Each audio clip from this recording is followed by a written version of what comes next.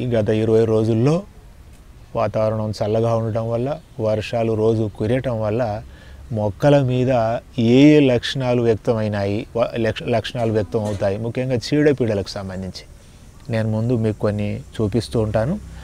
మనకి ఈ వాతావరణం చల్లగా ఉండటం వల్ల పేను సమస్య, ఆకుల మీద పేను సమస్య చాలా ఉధృతంగా ఉంటుంది.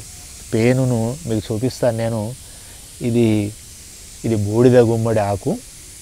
ఈ బూడిద గుమ్మడి ఆకు మీద మీకు తీగ జాతి మీకు తెలుసు కదా, బూడిద గుమ్మడి తీగ జాతి. బూడిద గుమ్మడి, బీర, సోర, కాకర, పొట్ల, ముఖ్యంగా బెండ, వంగ, వీటి మీద ఈ పేను చాలా ఉధృతంగా వచ్చే అవకాశం ఉంటుంది. వెదరు చాలా కూల్గా ఉన్నప్పుడు ఈ పేను సమస్య చాలా ఉధృతంగా ఉంటుంది. ఈ పేను చూడండి మన కంటికి కనిపిస్తుంది. మనం ఆకును దగ్గరగా పెట్టుకొని చూస్తే ఈ పేను మన కంటికి కనపడుతుంది. ఈ పేను 2 రంగుల్లో ఉంటుంది. ఒకటి నల్ల రంగులో ఉంటుంది, ఒకటి లేత పసుపు లేదా పచ్చ రంగులో ఉంటుంది.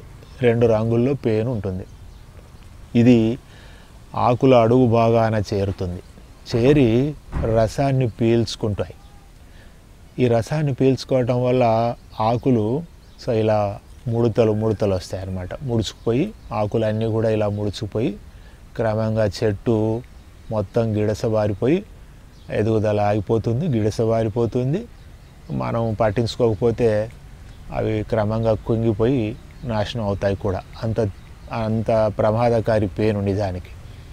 అయితే ఈ పేనును మనం ఎట్లా గమనించాలి మొక్కల మీద అంటే, రోజు మొక్కలకు నీళ్లు పెడుతున్నప్పుడు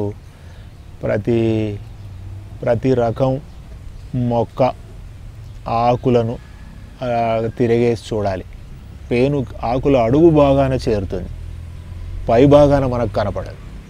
జాగ్రత్తగా మనం ఇలా ఆకును ఇలా తిరిగేసి చూసినట్టయితే అడుగు భాగాన పేను ఉంటే మనకు కనిపిస్తుంది. పేను ఆకుల అడుగు భాగాన పేను ఉన్నప్పుడు ఆకుల పై భాగంలో మొక్కకు ఎర్ర చీమలు పారుతూ ఉంటాయి. ఎర్ర చీమలు మొక్కల మీద పారుతున్నాయి అంటే ఆకుల అడుగు భాగాన పేను చేరింది అని మనం గమనించాలి, అర్థం చేసుకోవాలి. చేసుకుని వీటిని తిరిగే చూస్తే పేను తప్పనిసరి ఆకుల అడుగు భాగాన పేను ఉంటుంది. అంచేత మొక్కల మీద చీమల సంచారం కనబడితే అనుమానించాలి పేను సోకిందా ఏమి అని.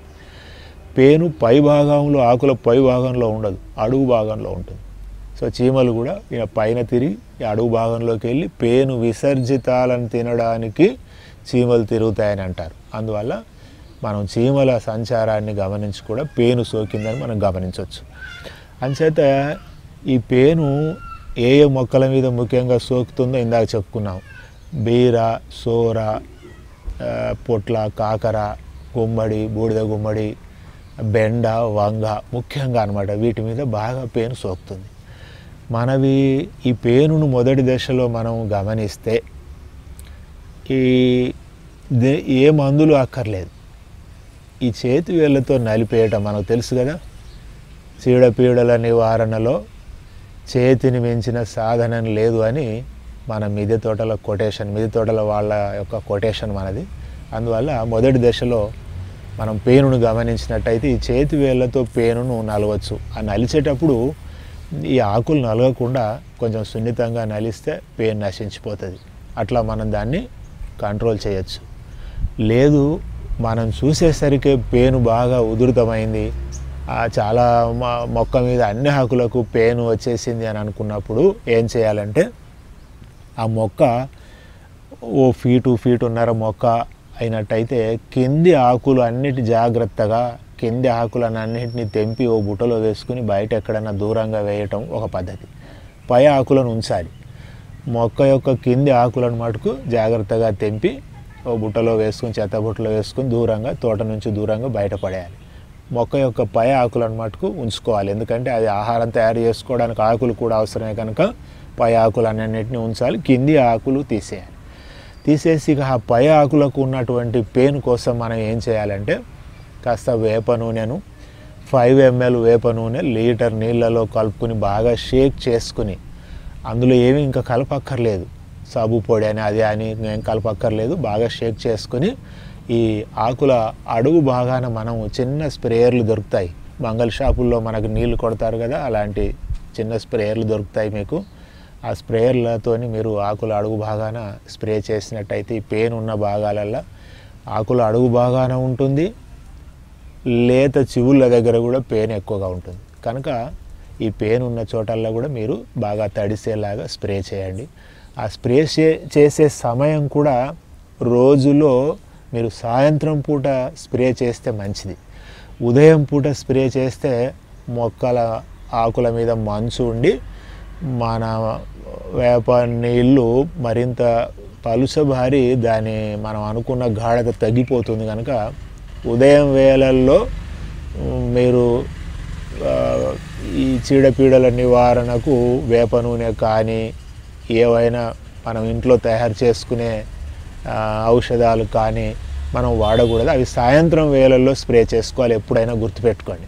సాయంత్రం వేళల్లో అయితే ఆకులు కాస్త ఆకుల మీద తేమ లేకుండా ఉంటుంది, వాటర్ లేకుండా ఉంటుంది, మనం స్ప్రే చేస్తే అది ఎక్కువగా పనిచేస్తుంది, ఆ గాఢత తగ్గకుండా పనిచేస్తుంది.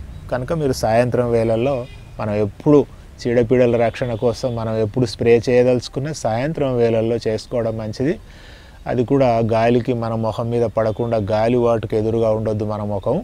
సో గాలి వాటికి మనం అనుకూలంగా ఉండి స్ప్రే చేసుకుంటే మన ముక్కుల్లోకి కూడా అది పోవడం కూడా ఏం మంచిది కాదు. వేప నూనె అయినా సరే అందులో కొంచెము రసాయనాలు కలుపుతూ ఉంటారు, కనుక ఆ జాగ్రత్త ఒకటి తీసుకొని వేప నూనె స్ప్రే చేసుకోవాలి.